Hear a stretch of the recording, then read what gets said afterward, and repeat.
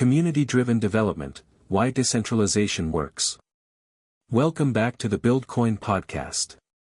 In today's episode, episode 12, Community-driven development, why decentralization works, we're exploring how entire communities can build sustainable economies without relying on centralized institutions.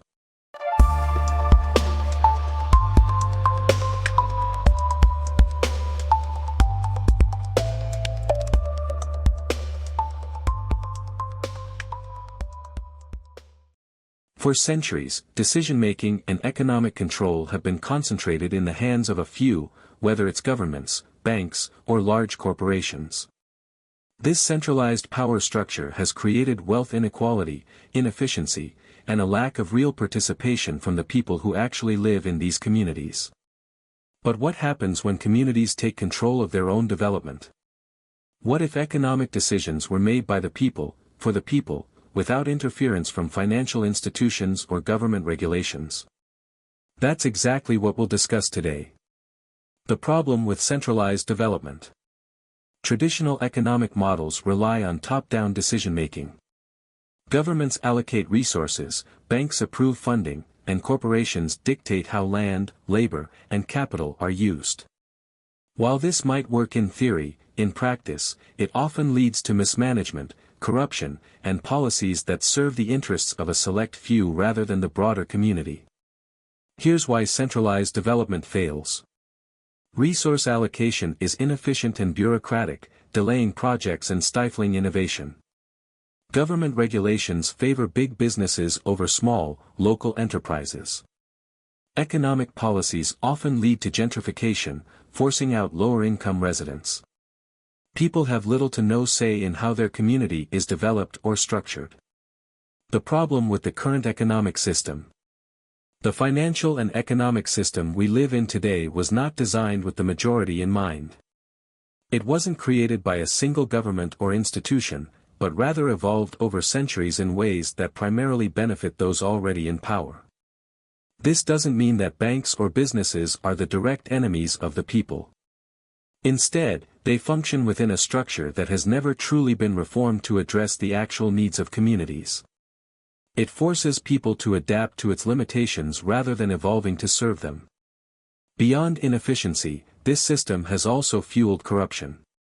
The more rigid and bureaucratic a system becomes, the more opportunities arise for those in positions of power to manipulate it for personal gain. Decisions that should be made for the benefit of communities instead serve a select few, reinforcing economic cycles that keep most people dependent. Decentralization offers a different path, one where control is distributed and economic growth directly benefits the people rather than institutions. The solution: community-driven development. Decentralization allows communities to take ownership of their development, ensuring that economic growth benefits the people who live there rather than outside investors or institutions. Here's how. Direct participation: every member of the community has a say in decision-making, creating a more democratic system of governance. Local economic control: instead of relying on government funding or corporate investments, communities can generate their own capital through decentralized finance models like BuildCoin. Fair resource distribution: instead of a few stakeholders controlling land and housing, property and infrastructure projects can be collectively owned and managed. Adaptability and resilience: because the community is in control, they can quickly adapt to changing needs, rather than waiting for slow-moving government responses. Examples of successful community-driven models. We've seen decentralized, community-driven development work in various ways.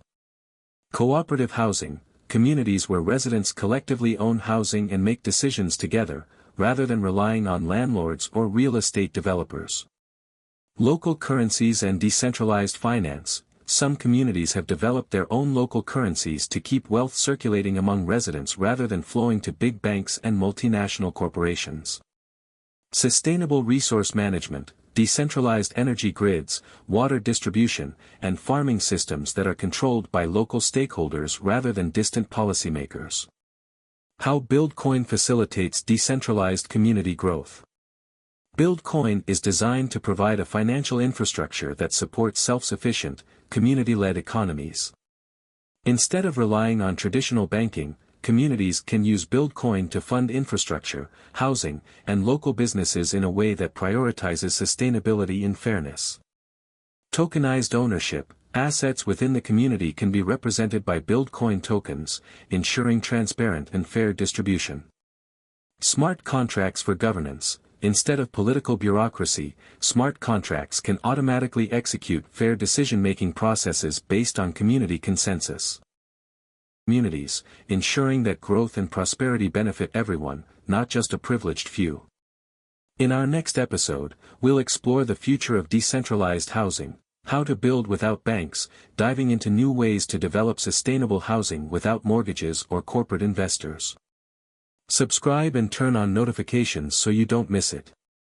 And if today's episode inspired you, share it. The more people understand how decentralization can change the world, the closer we get to making it a reality.